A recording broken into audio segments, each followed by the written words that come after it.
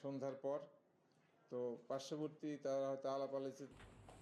মামলা গ্রহণ করলাম, গভীর তদন্তে আসামি গ্রেপ্তারের পরে এক জায়গা থেকে আরেক জায়গায় আসার যে দূরত্ব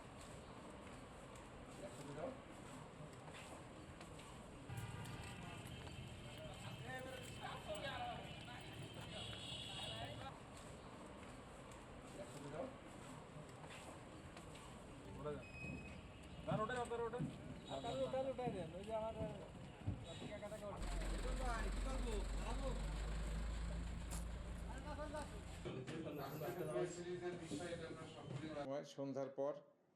তো পার্শ্ববর্তী তারা হয়তো আলাপ আলোচনা মামলা গ্রহণ করলাম, গভীর তদন্তে আসামি গ্রেপ্তারের পরে এক জায়গা থেকে আরেক জায়গায় আসার যে দূরত্ব